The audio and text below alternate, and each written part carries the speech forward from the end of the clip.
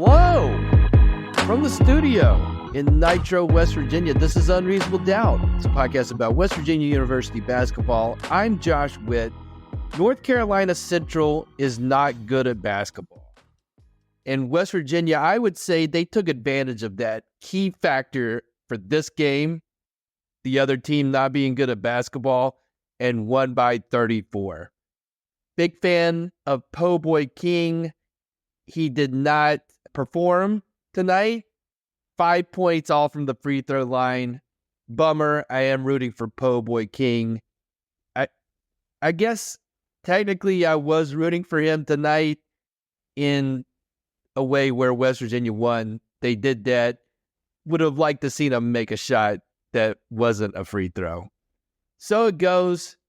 Po Boy King, best of luck in your future endeavors. West Virginia's bench scored 51 tonight after scoring 47 in the last 5 games combined.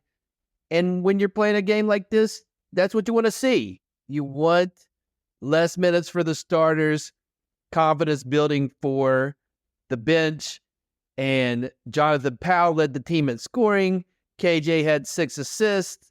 Yesufu made a return, and he scored 14 tonight, including a 3 at the end of a shot clock in the first half to start a run. West Virginia was up 8. Joe makes that 3. West Virginia starts a run to go up 18 at the half. They don't look back. Sincere Harris is 0 for 18 from 3, okay? And he told us he's finding it. If you're a longtime listener of this podcast, you may be asking yourself, how come Josh hasn't said stop doing that, as in stop shooting threes, Sincere? And I can't do it. Not going to say it, because it's not like Sincere is 1 for 18 or 2 for 18. He's 0 for 18. My man has to get on the board.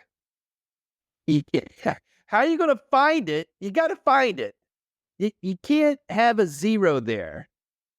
And honestly, Sincere Harris is so good at defense, then nobody in the history of this podcast have I said stop shooting threes that was this good at defense. I might have told Sagaba Kanate to not shoot it, to stop shooting threes. I think it was stop shooting mid-range for Sagaba. That's the one exception. He was good enough at defense that I don't need, he could do what he wants offensively. Sincere Harris, maybe the missed threes fuel his defense. I hope not, because I do want him to make one. He's got to find it.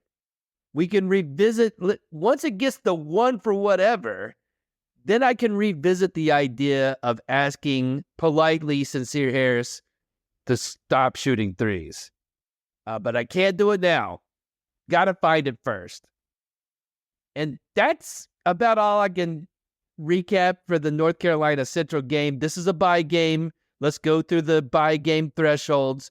Did West Virginia win? Yes. Did they win in a blowout to please the computers? Yes. Did they finish the game without any injuries? Well, technically, yes.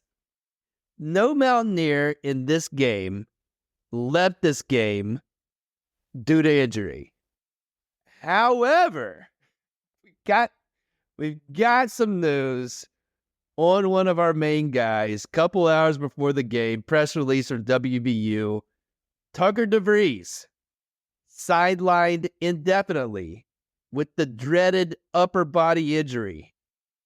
I'm not speculating here. Tucker DeVries was at a press conference last week, and as he's talking, you can see the many cup-shaped spots on his shoulder, around his shoulder that had surgery in the off season, and the shoulder is part of the upper body, and so you can kind of put 2 and 2 together. And he played a ton of minutes in the Bahamas, played 37 minutes against Georgetown. But, it's a bummer. What do you mean to say? It's not a bummer? When I say this is a bummer, it's an understatement. And the word indefinitely, I had to look it up just to make sure I knew what indefinitely means. It means for an unlimited or unspecified period of time. That's not great. I mean, look at Jaden Stone. We're a month into the season, 9 games in. He hasn't suited up once. His injury's day to day. When I hear day to day, I can't look up in the dictionary day to day. But I imagine that one day, it could be any day, he's going to be able to play. And I think Warren Baker said tonight he saw him jogging, doing things that he wasn't able to do just a few weeks ago. So it seems like he's on the path to getting to play. But that's been a day-to-day process, which is different than indefinitely. How? I can't explain it. The words are different. I hear indefinitely, and I think worse than day-to-day. So if you just compare, they both have upper body injuries. Probably not the same thing. But if day-to-day is, as I'm talking to this microphone, around 4 weeks, then and indefinitely is worse than day-to-day, then do the math. I mean, that gets us into a decent part of Big 12 play, 6 weeks, which is not great.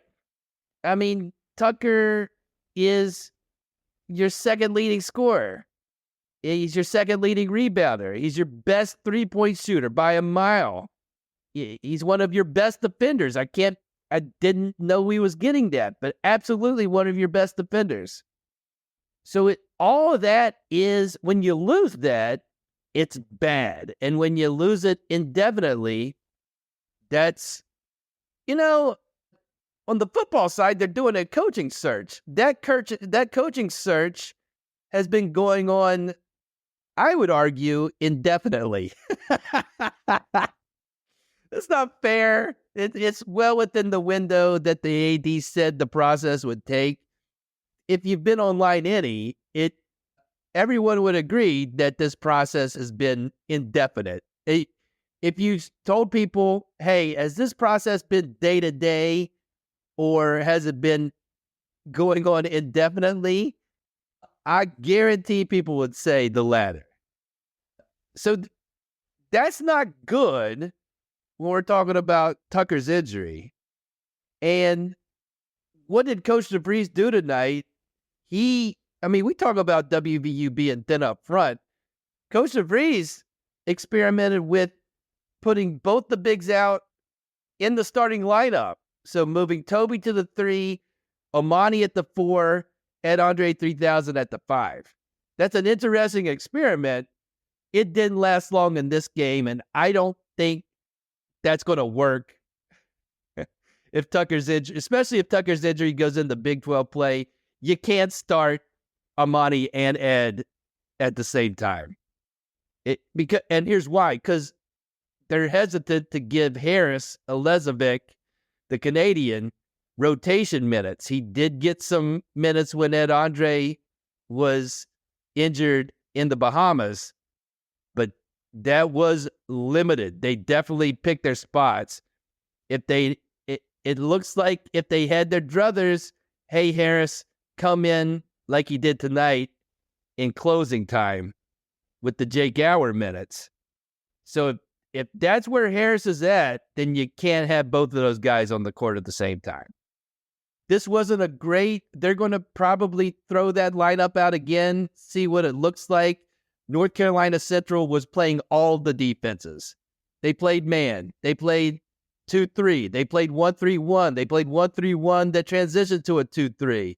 They did a 1-2-2. They did a 1-1-1-1-1.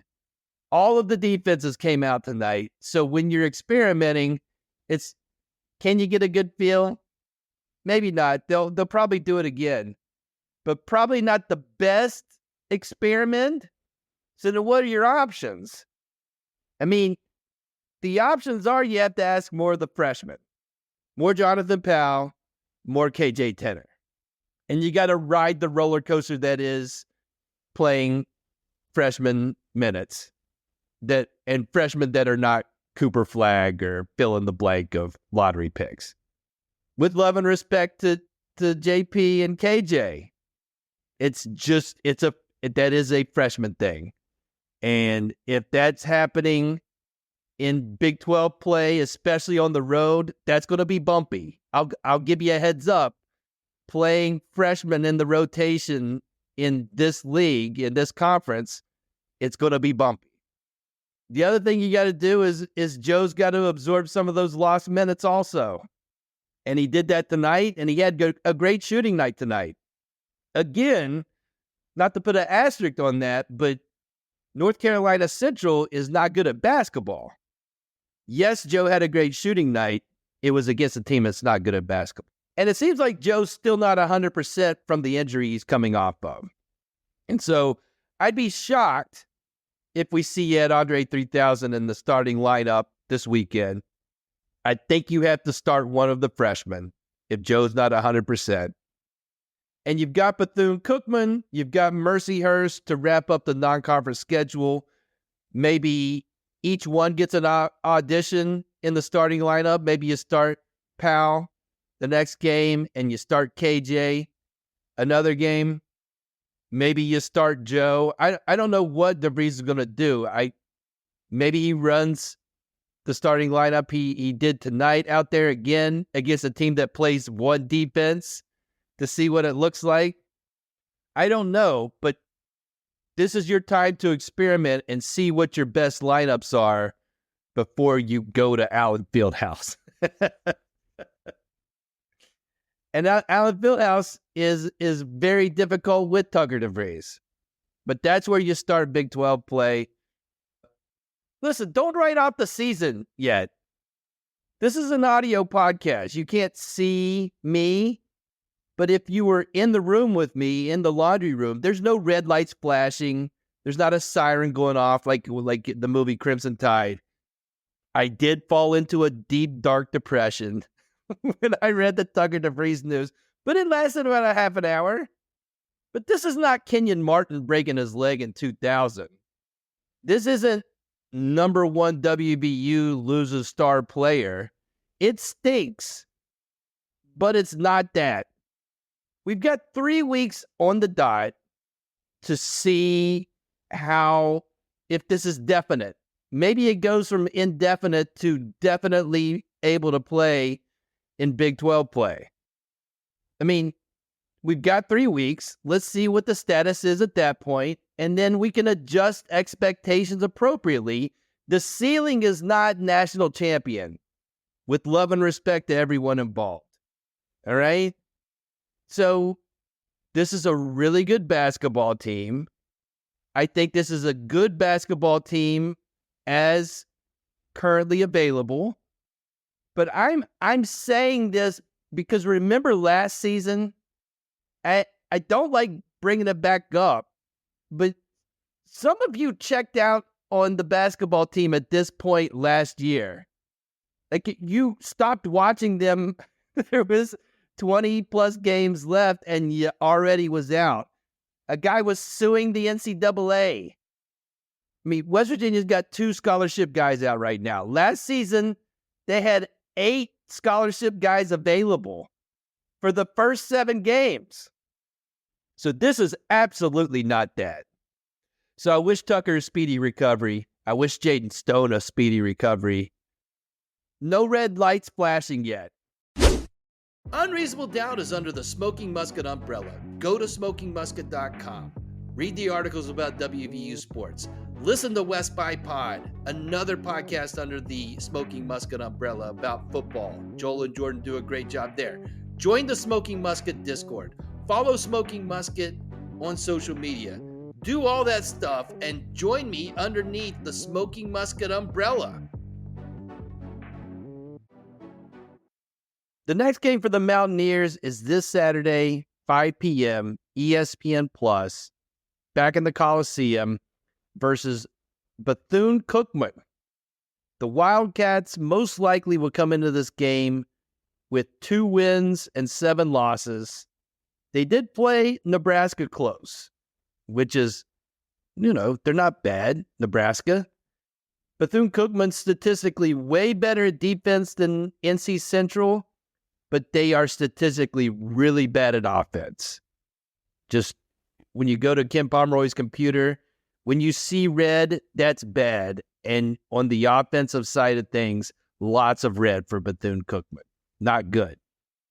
The Bethune-Cookman Wildcats, it's December 11th, as I'm recording this. They played one home game. One. They'll play their second home game on January 18th. Over a month from now, Bethune-Cookman will play their second game in their home gym. I don't know how I can put this more plainly. For the 2024-2025 season, Bethune-Cookman will play 15 of their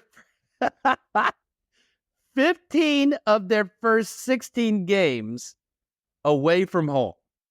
They played a couple games in Mexico. They played various opponents at their opponents' gyms. That's a lot of road games. It does not seem to be, I would argue that Bethune-Cookman's non-conference scheduling is not a recipe for wins. Maybe, the counter argument is they'll be so battle tested. Well, first counter argument is the checks are clearing. Cash those checks, Bethune-Cookman. But the second argument is, hey, we'll be battle tested. We'll play all these games. We'll play one of our non-conference games at home, play the rest of them at the road, play our first 3 conference games on the road. But after that, we'll be so battle-tested, the SWAC won't know what's going to hit them. Because then they'll play more home games than away games. That is going to happen for them at some point this season. It ain't happening right now. So we're catching Bethune-Cookman on a bit of a road trip. It's very aggressive. North Carolina Central, they have played more than one home game. They've had their fair share of road games, but they've definitely played more than one home game before tonight. God bless the Bethune-Cookman Wildcats and their wandering through the non-conference wilderness. That's it for this episode of Unreasonable Doubt. It's just so many road games.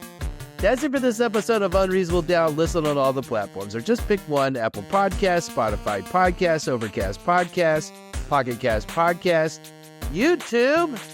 Until next time, I'm Josh Witt, WVU for the 2024-2025 season. They have 7 wins and they have 2 losses.